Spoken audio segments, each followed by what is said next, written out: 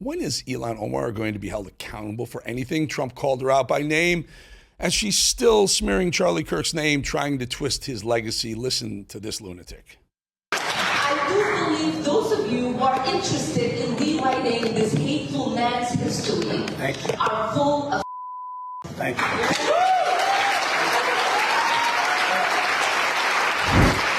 A little potty mouth from the congresswoman who walked into Congress, married her brother to give him citizenship, brought her husband in, and somehow the two of them, Ilhan Omar and her husband, somehow that family made $30 million in the last few years, just sucking off the government teat in Washington, D.C. It's disgusting. Apparently, Tampon Tim Walz got upset when Trump called out Ilhan Omar. He went on MSNBC to whine about it, and of course made his entire argument about race. Yep, Tampon Tim, listen. Yeah, you see, here's what I would hope, Chris, that the libertarians out there, the folks that fly the Gadsden flag, they would be appalled by this. You don't have to agree with Ilhan Omar. She's representing her people. She's voted in. She's a citizen. She's doing good work. She didn't do anything on this to Donald Trump other than she disagrees with his horrific policies, just like I do. But we all know why he's going after her, because she's a Muslim woman, and that's just what he does. And he tries to stir up hate. And look, Donald really runs this stuff up. When I still want to know where the Epstein list is for President Trump. I still want to know what you're going to do about prices out here. I want you to make sure you get some contracts for soybeans with China, which are at zero and have a chance of destroying farm economy across middle America. So, look, this is all part of the plan, but it's horrific. And you can be certain when Donald Trump puts that out, Congresswoman Omar and her family are put at risk. So we're talking about this political violence thing. We have got to get back to the decency. The only people who are at risk for political violence are people on the right, because the people on the left keep shooting them. Stop it, Tim Walz, you clown. Apparently, according to I would say one of America's dumbest congresswomen, committing a crime doesn't make you a criminal. Listen to Jasmine Crockett's head scratcher. Understanding what ends up having people become criminally impacted really informs so much of what I do legislatively, right? So when people are like, oh, crime is terrible. And yes, it is, right? Like, because when somebody goes out and commits a crime, they don't typically, say, well, I'm a D or I'm an R or I'm an I. It's not like literally like, it's about, well, how do you fix it? How do you make communities safer? And I do think that I'm in a unique situation because I was having the conversations with people that were going out and committing crimes. And so I understood what was kind of pushing them there. And so I do want people to know that just because someone has committed a crime, it doesn't make them a criminal. That is completely different. Being a criminal is more so about your mindset. Committing a crime can come for a lot of different reasons. So she says committing a crime doesn't make people a criminal. Okay, sure, Jazz, and the guy goes, well, like some profound statement, which is absolutely wrong and dumb. By definition, if you commit a crime, you are a criminal. Sorry, it's the way it is. It's a textbook. Now, whether you're guilty of the crime or not, that's to be debated. But once you commit the crime, you become a criminal. Unless she's talking about until you're incarcerated or judged by a jury of your peers. I don't know. She's a whack job. J.B. Pritzker is still comparing Donald Trump to Nazis. Remember, he said he never did that. Even after everything that's transpired with Charlie Kirk, this despicable man, the governor of Illinois, is still running his mouth. Listen. Look, I built a Holocaust museum with survivors. I've also read a whole lot about authoritarian regimes. This is the playbook, folks. If you're not paying attention now and doing something about it, well, then you're going to have to sit down the rest of your life because democracy is being taken away.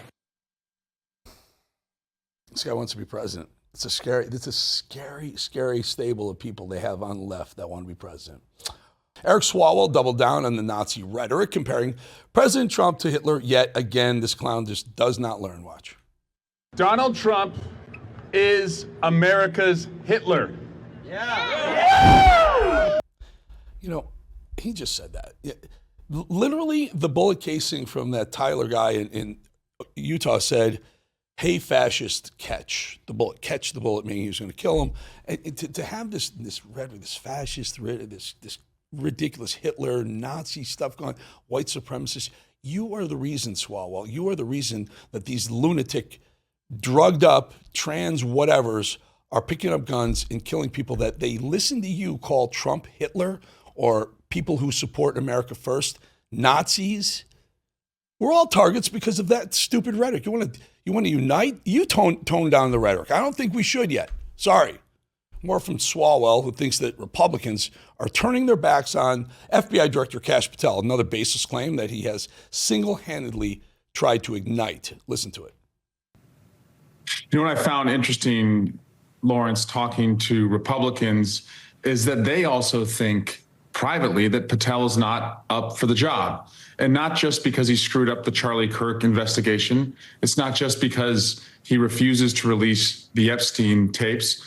As one Republican told me, I just don't feel safe with this guy.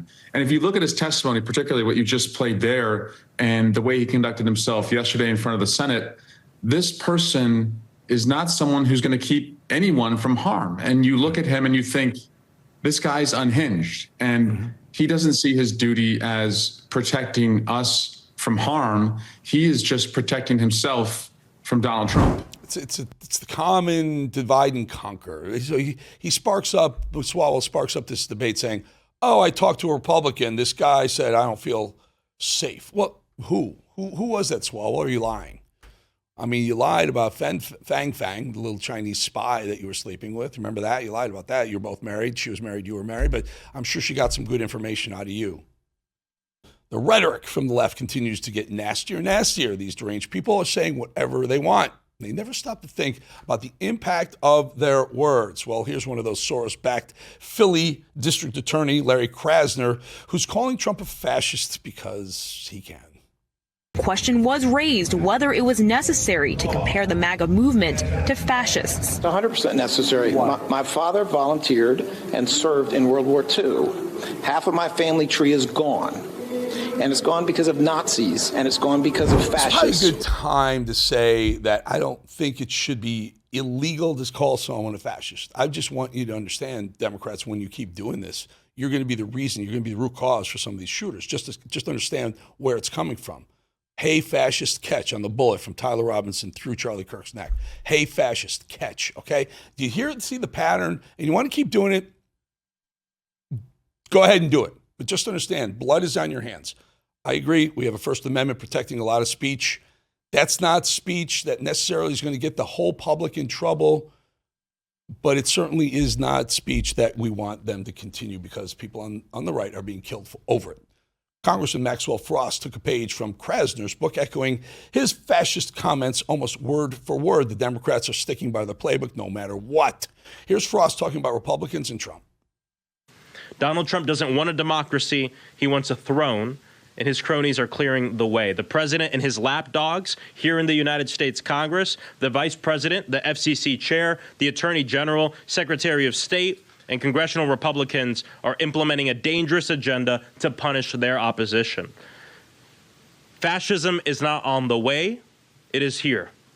The First Amendment is how generations of Americans, from civil rights activists to labor organizers, American worker, LGBTQ plus activists, have fought for progress, and it is our power. Okay, all right. I'm done with these lunatic Democrats.